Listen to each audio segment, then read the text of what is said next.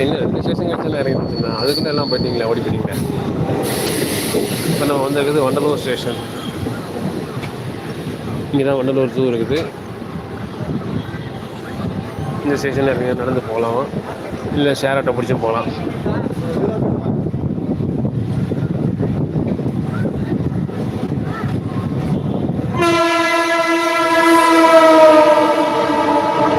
ஏதோ ஒரு express train நிற்காம போகுது.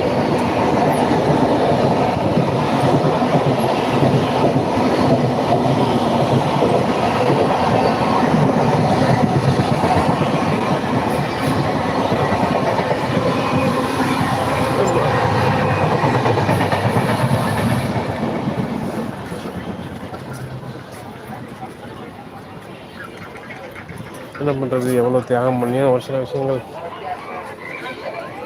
ஒரு சிலருக்கு புரியுறதில்லை, ஒரு சிலருக்குல்ல நிறைய பேருக்கு புரியுறதில்லை.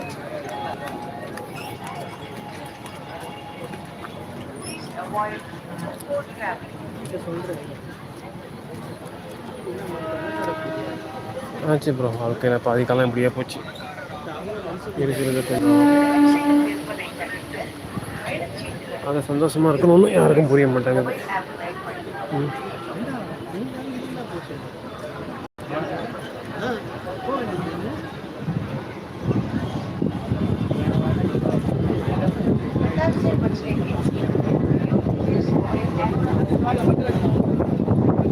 நானும் அதை கொஞ்சம் பக்கத்தில் இருக்கேன். சில பேர் பாண்டிச்சேரியிலேருந்துலாம் டெய்லி ட்ரெயினில் வந்துட்டு போகிறாங்க.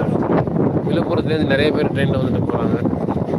அவங்க வாழ்க்கையெல்லாம் பார்த்தீங்கன்னா காலைல 5 மணிக்கு எழுந்திரிச்சு கிளம்பி வருவாங்க, நைட்டு 10 மணிக்கு போய் சேருவாங்க.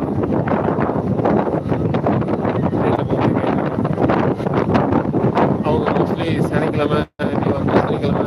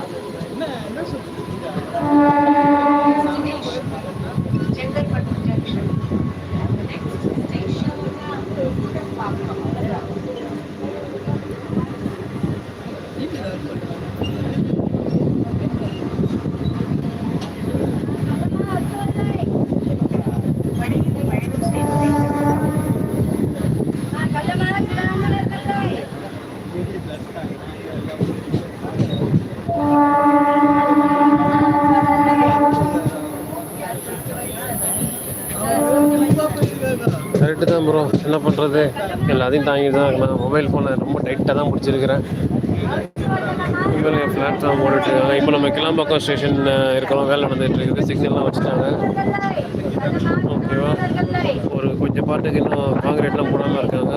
நடுவில் ஃபுட் ஓவர் பிரிட்ஜுக்கான வேலை நடந்துகிட்டு இருக்குது, ஸ்கை வாக்கோட கனெக்ட் பண்ணுறதுக்கு. ஷாப்பிங் மால் ஓப்பன் பண்ண போகிறாங்கன்னு நினைக்கிறேன். ஓப்பன் பண்ணிட்டாங்களா? ஓப்பன் பண்ணிட்டாங்க.